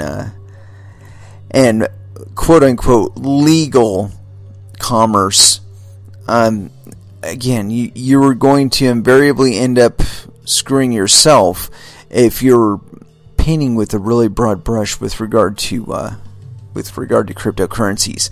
Like I was talking about earlier with Bryce concerning the SEC's perspective, the demonstrable intent. It's not hard to do. I mean, we talked about a case earlier just now. The SEC had plenty of background, plenty of information to be able to point at it and say, yeah, this little Lambo purchase here, I'm not saying that was added in it specifically, but the point being that they have enough record, they've been investigating it long enough to have demonstrable intent. It's not just a suspicion. It's not, we think there might be something wrong, so we're calling for an audit. No. We've got transaction records, we've got, claims that are all over your social media that we've been documenting, so on and so forth, that they have actionable material. They have demonstrable intent. And that's really... Once you have the components to be able to demonstrate to other people what the intent of the participant actually was, it's kind of hard then to be pointing back at it and saying, oh no, that's not really what I meant. Dude, it's fucking digital. We probably have it in video format, if not audio format, certainly in text format, somewhere on social media or elsewhere on the internet. And we can point to it and we can fucking play it in court or have it read aloud in court during your prosecution for these fraudulent activities. And it's part of public record. It's not even something that they need a warrant for. So, you want to talk about the ways that we can be regulating the space. I think, like I said, the SEC's stance on it, it seems very clear by the time that they actually get to nailing you down with cease and desist or freezing your assets or anything like that, where it's very, very clear that you're attempting to run a fraudulent enterprise and you're attempting to defraud your users and investors out of millions and millions of dollars. It's very, very clear to them by the time they actually, get to the investigatory part. I mean, not investigatory part, the court action part. What exactly you were doing. And I think that's something that people forget about the internet. So the internet don't forget shit. There's these people that talk about the right to be forgotten on the internet. Give me a fucking break. Give me a fucking break. Somebody's got your shit archived. And whether you want it to or not, it's going to be published back out there again. We are going to live through this war until we figure out that it's better just to not try and erase your past. Own your fucking mistakes. You know what? We're all human. And just because you get caught being human doesn't mean that you're evil or stupid or anything like that. You just got caught being human. It happens. But if you are being a human and that you're being a criminal human, I don't really care if they throw the book at you. I mean, because there's plenty of room to be making money legitimately within cryptocurrencies. Just because there is the possibility of ripping people off thousands of miles away from you. Yeah, good. Since the dawn of the internet, that's been possible, and actually since before then. But what is more cherished and worth much more is legitimate commerce. And if you can winnow out a means of doing that within crypto, you are going to be well positioned for the 21st century and the kind of commerce that these technologies enable us to engage in. I think that part of the problems that we've been facing in retail, at least from what I've been able to gather, has just been discontinuities between demand and availability. And when you take the aspects of manufacturing and whatnot that isolate you to having to, or restrict you to having to have large warehouses and large manufacturing units, if you can reduce the time from when it's made to when it actually gets into a customer's hands without having to sacrifice quality of it, I think that's the best way to go about it, And when we're talking about like mining being really concentrated and stuff, and Bryce almost touched on this, but I think that in the near term, as in within the next year, possibly two, we're going to be seeing another big spurt within mining. And I've been calling this one for a couple years now, that there would be enough interest in mining. People like NVIDIA would finally figure out, no, this is not going to go away. The gamers will not be getting the fucking GPUs before the miners use them. Sorry, that day is gone. Unless you want to ramp up production, double, maybe quadruple the amount of cards that you plan to be making next quarter, they're just not going to get them. Those cards are going to get mined with first. And we are starting to see more and bigger players get into this space. And like I said, I've been predicting this one for quite some time now. And as a matter of fact, it's surprised me quite a bit that it hasn't happened already.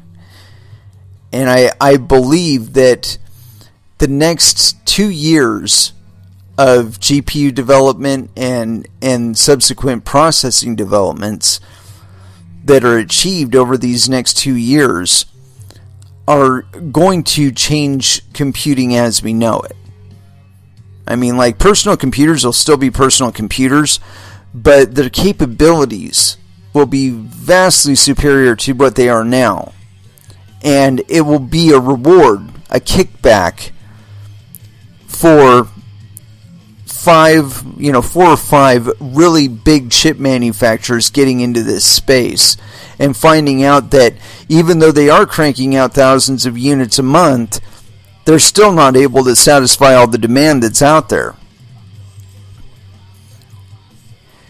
But I think that the development cycles are actually going to get shorter. That we're going to be seeing new advancements because of all the heads being dedicated to it at a much faster pace. And so the ability to fill up a warehouse full of mining units, getting them all set up in time to make maximum profit on those cards, that window is going to shrink. And so the incentive to build as big a mining farm will be a lot lower. Because that window, that window where you're making, 300, 400% profit, it's just going to be too narrow. From the point where you start up to the point where you're hitting end of life on your units, that window itself is going to get shorter. So again, the incentive to make these big cash outlays for these huge server farms or miner farms, it's not going to be there. Because again, by the time you get the thing fired up, you've already lost about 30-40% of your window to everybody else that's getting ready to fire up the next iteration of that card or the next iteration of that miner. And there you are still plugging shit in. That's not a good position to be in. But I really think that we are going to hit that point of diminishing returns, because at some point or another, the GPU manufacturers for gamers, they are going to have to get off their ass with regard to manufacturing.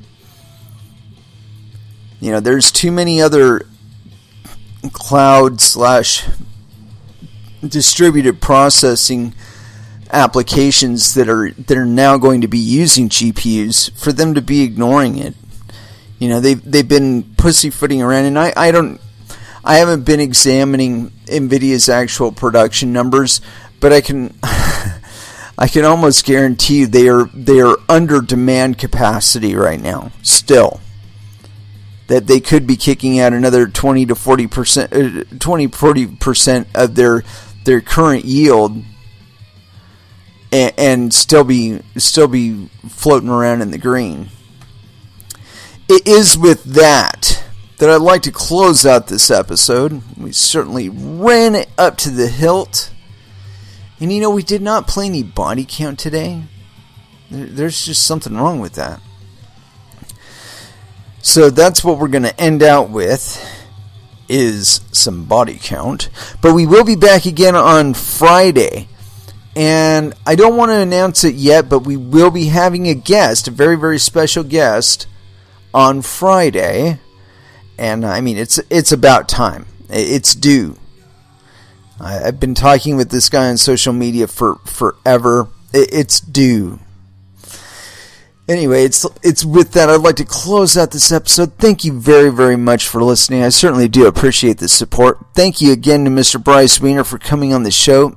Excellent as always. I want you all to have an excellent evening. So, until Friday, I want you to trade safe. I want you to do your homework. And watch out for your own bunghole, because nobody else is going to do it for you. Not even Bryce Weiner. Thank you again for listening, and you all have an excellent evening. Last dance for the evening, body count. No lives matter. Thank you again for listening, and you all have an excellent evening.